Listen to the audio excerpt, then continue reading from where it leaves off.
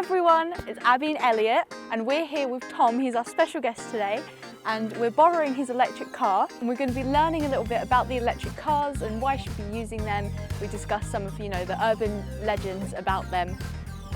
So should we get straight on with it?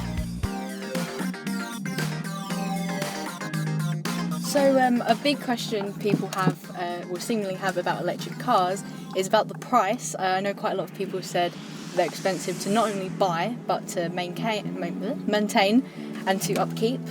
So, the battery life and stuff like that. Yeah, okay, right, let's break that down. So, firstly, purchase price is quite high. Prices will come down. They are particularly high at the moment because it's a new technology, or relatively new technology. Batteries have existed for quite some time, but the current generation of batteries are basically new. There are some higher costs involved. The manufacturers have spent billions researching and developing and retooling and retraining all their staff. So there's a lot of money being spent. So it's quite an expensive business. So prices are high, but I expect them to come down once uptake increases of electric vehicle ownership. Prices will probably start to come down. When do you think the price of electric cars, when do you think electric cars will become the next new thing? Well, I think we are basically there, although they are quite pricey at the moment, and that does price people out of electric vehicle ownership.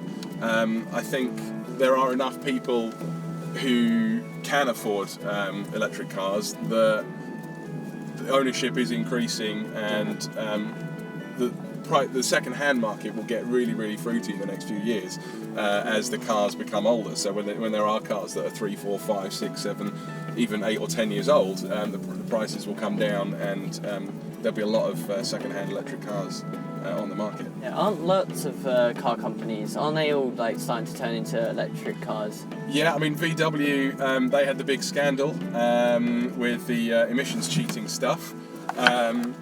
And they're one of the big companies that have pledged basically to stop developing petrol and diesel cars completely, and only sell electric. And they've got a range of electric cars coming out. They've got the model called the Up. There's going to be an E-Up. There's an E-Golf. There's pretty much an E-everything that they make coming out. There's even the electric transporter van coming out. And this is just VW. Other brands are available. So with the electric cars being the newer version that's going to take us into the future, what do you think's going to be even more into the future with the cars in general? Do you think we'll get the driverless cars? There's a few things. Driverless cars. So I think it's hard to tell. It's one of two things, and I need to do more research on this. It's either we're very close, or despite seeming like we're very close, we're actually still a long way away.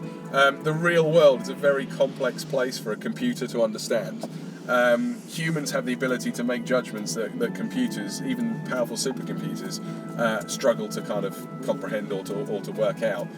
So in the real world, when it comes to avoiding hazards, although there is such thing as human error, I think humans are still the better drivers.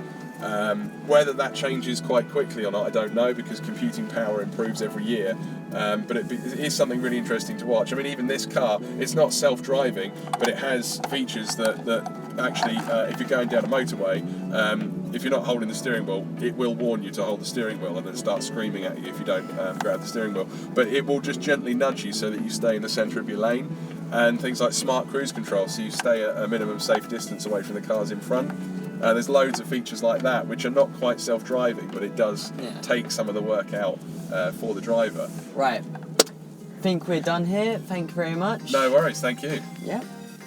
So we've just finished driving in this electric car, and now I hope that you've learned something, maybe about the environment, about electric cars themselves, maybe busted some urban myths that are definitely not true about this car. And back to the studio.